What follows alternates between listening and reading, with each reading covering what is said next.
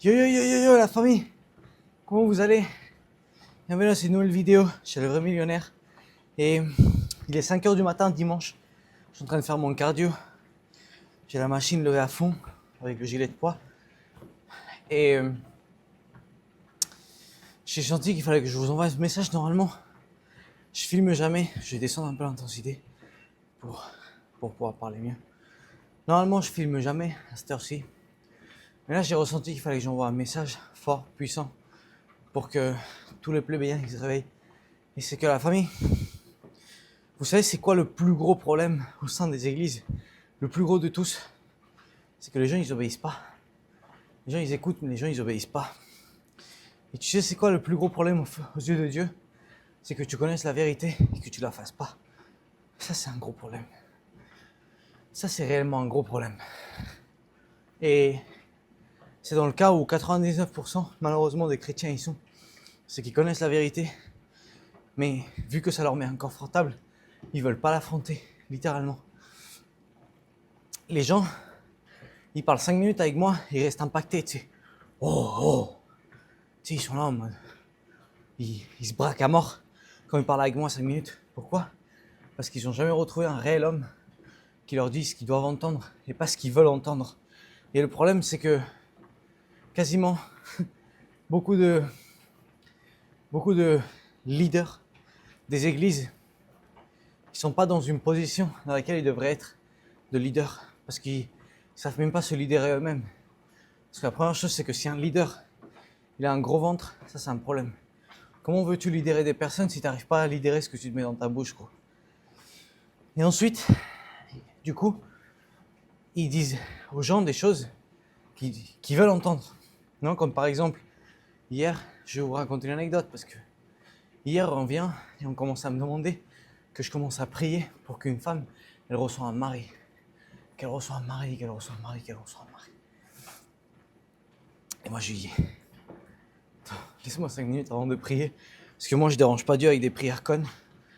Là, je la regarde, je la vois venir et je lui fais, tu veux un mari? Et elle me fait, ouais, machin. Je lui dis, est-ce que toi, t'es la femme qui mérite l'homme que t'es en train de demander ou pas? Oh, mon pauvre, elle commence à se braquer. Et là, à la fin, elle est là, non, mais en fait, moi, je veux pas de mari. Je suis très bien toute seule, machin, tu sais, toute braquée. Et je lui dis, toi, la seule chose que t'as, c'est que t'as peur et c'est en train de te mentir à toi-même et à moi. Donc arrête d'être une hypocrite et c'est genre en mode laisse-moi tranquille parce que j'ai pas envie de perdre mon temps avec toi. Je t'ai déjà dit tout ce qu'il fallait que je te dise. Et c'est ça un réel problème la famille, c'est que le peuple chrétien, il assume pas et il met pas le boulot comme il doit le mettre. Il pense que tout se résout par la prière, mais gros, la prière c'est un outil énorme qu'on a, mais faire une prière sans mettre des actes derrière, c'est comme arranger une voiture, réparer tout le moteur et sortir la voiture sans huile. Pas mettre d'huile dans le moteur. Ah, le moteur il est neuf, mais tu vas casser le moteur en 100 mètres. Pourquoi? Parce que tu n'es pas en train de faire les choses comme il faut. C'est exactement pareil. La prière, c'est un outil hyper puissant qu'on a, ok, pour intercéder dans le monde spirituel.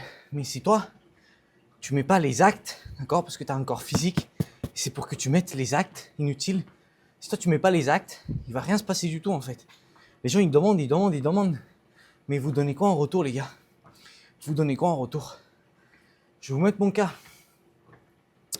Moi j'ai même pas demandé à Dieu une seule fois que je voulais ma mission de vie. J'ai même pas demandé à Dieu une seule fois que je voulais cette vie, que machin, non. Parce que Dieu savait déjà ce que je voulais. Moi tout ce que j'ai fait ça a été agir. J'ai démontré par tous les moyens que moi j'étais remerciant avec lui, avec la vie qu'il m'avait donnée, que j'étais réellement disposé à faire tout ce qu'il me demandait et que rien n'allait m'arrêter, tu vois. En un an, j'ai vendu des voitures que j'avais un attachement énorme à elles. Vous comprenez pas ça, vous pensez que c'est une connerie pour ceux qui n'aiment pas les voitures, qui n'aiment pas les motos, machin. Mais avoir de l'amour pour le matériel, surtout pour une voiture ou une moto que tu as toute construite toi de A à Z, c'est comme la vérité, c'est comme une copine. Quand tu as un amour pour un véhicule, c'est comme avoir de l'amour pour une copine, littéralement. Donc, ça m'avait fait plus de mal, et c'est pas une connerie ce que je vais dire, ça m'a fait plus de mal de quitter ma voiture et de la vendre que de quitter la meuf avec laquelle j'étais pendant 1 an et demi. Et c'est pas un mensonge. Oh là, c'est un connard, non, c'est la vérité. Ok. Donc,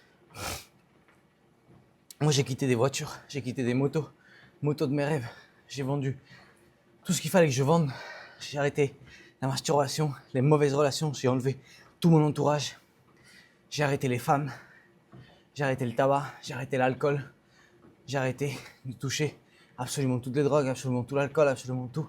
J'ai arrêté la fête. Gros, je suis devenu ennuyant aux yeux du monde, non? Ennuyant.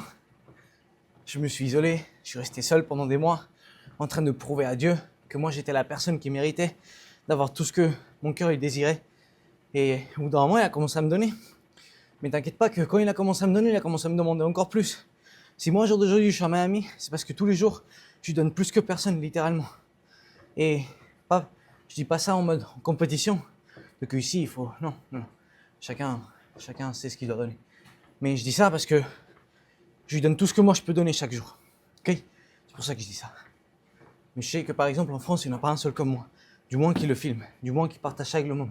Pas un seul. Il n'y a pas un seul coach comme moi. Il n'y a pas un seul soldat de Christ comme moi, dans toute la France, qui filme.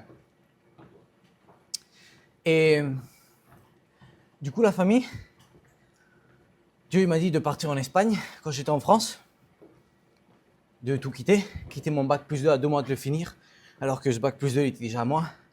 Littéralement, je l'aurais passé avec les yeux fermés. Et j'ai quitté un boulot, j'ai quitté une maison, j'ai quitté une sûreté. J'ai tout quitté littéralement pour partir en Espagne. Tout ça en obéissant le guide que Dieu avait pour ma vie. J'ai obéi. Et c'est ce que les chrétiens ils font pas. Ils obéissent pas parce qu'ils ont peur. Et le truc c'est que, comme c'est marqué en Apocalypse, parce que tu as été tiède, d'accord? Que tu as été ni chaud ni froid, je te vomirai dessus. Les gens ils pensent qu'ils peuvent être de la main de Dieu et être de la main du monde. Mais ça marche pas comme ça, machine. Et je sais que cette vidéo elle peut paraître extrémiste à plusieurs personnes, mais elle n'est pas extrémiste. Elle est juste réelle. Et ça, c'est plus. Ça, c'est plus pour... ok, comprenez-moi. Ceux qui étaient en train de commencer à connaître Jésus, etc. Ne vous alarmez pas. Parce que tout ça va venir naturellement quand vous allez approfondir de votre relation avec lui. Et je parlerai dans une autre vidéo des relations. Parce que ça, c'est quelque chose avec lequel le monde est extrêmement trompé aussi. C'est que ils pensent qu'une relation avec Jésus, c'est aller à l'église tous les dimanches et connaître énormément la Bible et l'approfondir. Tu sais. Hier, il y en a un, il m'envoie un message, il me dit « Ouais, machin, t'as 3 étapes dans cette vie. T'as le bébé spirituel, t'as l'adulte spirituel et t'as le colosse spirituel. » Et moi, je dis « Machine, le colosse spirituel, c'est justement le bébé spirituel. Il est comme ça. Oh, je comprends pas. Normal. T'as ton regard dans le monde. T'as ton regard de la sagesse du monde. T'essaies de comprendre les choses qui viennent du ciel avec l'intelligence qui vient de la terre. Et c'est incompréhensible. Je dis le colosse spirituel, c'est l'enfant, machine. Et l'adulte, c'est le bébé spirituel, justement. Et c'est comme ça, tout choqué. Il me dit, attends, je dois analyser cette information. Non, ton problème, c'est que tu analyses. Et que tu comprends pas les choses dans ton esprit. Tu essaies de comprendre les choses qui viennent du ciel avec ton intelligence. Tu vas jamais les comprendre, machine. Jamais. Jamais, jamais, jamais. Donc, je ferai une autre vidéo en parlant de ça. Ça, c'est quelque chose avec lequel le diable il attaque énormément aussi. Et en retournant par rapport à l'obéissance de la famille, si vous obéissez pas, c'est comme il y a une parabole dans la Bible que Jésus raconte et c'est il y a un père qui demande à un enfant d'aller l'aider et labourer dans le champ ou je sais pas quoi et l'enfant il dit non machin, mais après finalement il va au champ et à un autre enfant il lui dit viens labourer au champ, il lui dit oui j'irai, mais après finalement il y va pas. Je veux pas te raconter de conneries parce que je sais pas exactement, mais à celui qui est pas allé, de très mauvaises choses lui sont arrivées, très mauvaises. Je sais pas il lui est arrivé quoi, mais de très mauvaises choses lui sont arrivées. C'est exactement pareil pour vous tous qui dites à Dieu que vous allez faire des choses et que vous les faites pas. C'est un problème ça, très grand, parce que Dieu, c'est marqué dans la parabole justement que je vais dire, c'est que Dieu, que le père là, il faisait passer les prostituées et les assassins par-dessus du fils qui lui avait dit gérer et qu'à la fin il n'y est pas allé. Les paraboles dans la Bible, elles sont comparées à Papa Dieu et à des personnes ici de cette planète Terre, ok? Donc Dieu préfère les prostituées, que c'est la chose la plus aberrante qui existe à ses yeux, avant d'un hypocrite, littéralement. D'accord? Et un hypocrite, il est dans l'église tous les dimanches. Donc la famille, faites gaffe de ne pas être des hypocrites. Faites gaffe de ne pas dire quelque chose et pas le faire. Parce que sache que quand tu te rates à toi-même, tu es en train de rater à Dieu. Quand tu dis que tu vas faire quelque chose et tu le fais pas, tu es en train de rater à Dieu. Tu n'es pas en train de te rater à toi. Tu n'es pas en train de... Non, c'est pas grave s'il n'y a personne qui te voit. Les gens, ils pensent ça. Oh, j'ai dit que j'allais accomplir la diète. Mais il n'y a personne qui me voit. Je vais me bouffer ce croissant. Et voilà. Et il se bouffe le croissant. Et il a une giga panse. Et il nique la diète. Pélo, tu es en train de rater à Dieu, tu comprends? Parce que Dieu, il habite en toi. Et si tu te rates à toi-même, tu es en train de rater à Dieu. Tu es en train d'être un hypocrite avec Dieu. Un farsant. Un faux enfant. Et tu es en train de te rapprocher à un pharisée, littéralement. Et tu as bien vu ce qu'il disait, Jésus, aux pharisées. Tu as bien vu ce qu'il disait. Donc la famille, à partir de maintenant, à chaque fois que vous dites que vous allez faire quelque chose, faites-le. À chaque fois que Dieu vous demande de faire quelque chose, ne tardez pas, faites-le. Parce que c'est la seule façon de réellement construire une relation massive avec le Seigneur. Les gens, ils s'impressionnent avec moi. Ils disent, mais comment tu as cette relation avec Dieu, frère? Comment tu as cette relation avec le Seigneur? Et moi, je dis, parce que j'obéis, machine. C'est ce que personne fait. Ils obéissent pas, les gens. Ils obéissent pas. Donc à partir de maintenant, commence à obéir. Commence à démontrer et à prouver au Seigneur que réellement, tu es un enfant. Que réellement, tu veux tout lui donner. Que réellement, ta vie, elle est à lui. Enlève ce regard du monde. D'accord? Et mets ce regard dans le ciel. Et enlever le regard du monde, ça ne veut pas dire ne pas accomplir des grandes choses dans cette planète Terre. Ça n'a rien à voir, ok? Absolument rien à voir. Mais c'est justement en mettant ton regard dans le ciel que tu vas pouvoir accomplir des grandes choses dans cette planète Terre. Parce que les gens, ils pensent que mettre le regard dans le ciel, c'est devenir hyper spirituel. Et non, justement, machine. Mettre ton regard dans le ciel, c'est être la machine qui agit le plus. Parce que celui qui agit le plus et qui est le plus authentique, c'est celui qui a moins peur, qui a le moins peur. Donc c'est celui qui est le plus spirituel. Ceux de l'église, ils pensent que se mettre à genoux et passer des heures et des heures et des heures enfermé avec le Seigneur, ça c'est être spirituel. Et réellement, ça dépend de pourquoi tu le fais, ça dépend si tu as été appelé à ça ou pas. Mais réellement ça, dans la plupart du cas, c'est du conformisme, parce que c'est le chemin facile. Et ce qu'ils doivent faire, ils le font réellement pas, par peur. Et ils sont pas authentiques à la personnalité que Dieu leur a donnée, par peur à la critique, par peur au jugement. Moi j'arrive dans une église, gros, je défonce tout, je suis comme je suis. Si je dois dire à quelqu'un que c'est un inutile, je lui dis, pareil que je dirais dans la rue, je parle aux gens comme si c'était mon papa ou ma maman. Et à mon père, je lui dis plein de fois que c'est un inutile, avec tout le respect du monde, et pour le faire grandir, et là il va être là. Oh, le mandat il faut respecter son papa et sa maman, il faut honorer. Gros, quand tu dis la vérité à quelqu'un, c'est la façon la plus évoluée de de montrer ton amour littéralement. Donc si dire la vérité à ton papa, c'est pas l'honorer, je sais pas c'est quoi l'honorer alors, machine.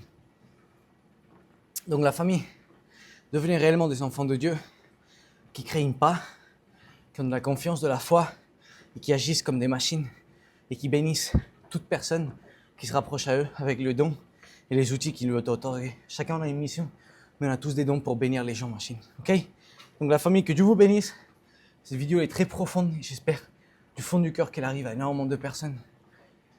Si vous voulez aller un pas au-delà, vous savez très bien que vous avez mes 5 heures de masterclass gratuite, ok la famille? Et vous avez mon e-book gratuit ici dans le lien en description, le Vrai Millionnaire Academy. Vous cliquez, le e-book il est tout au début et les 5 heures de masterclass elles sont tout en bas. Ok machine? Et si tu veux m'avoir comme mentor, m'avoir tous les samedis en coaching, avoir des... ça dépend qu'est-ce que tu vas prendre, mais si tu prends le pack le plus élevé, des centaines d'heures de mentorat qui vont te faire construire un temple de Dieu, un mindset et une relation avec le Seigneur élevé dans l'étape d'après, alors accède à le Vrai Millionnaire Academy Machine. Que Dieu te bénisse, je t'aime du fond du cœur et on se voit dans la prochaine vidéo. Let's go!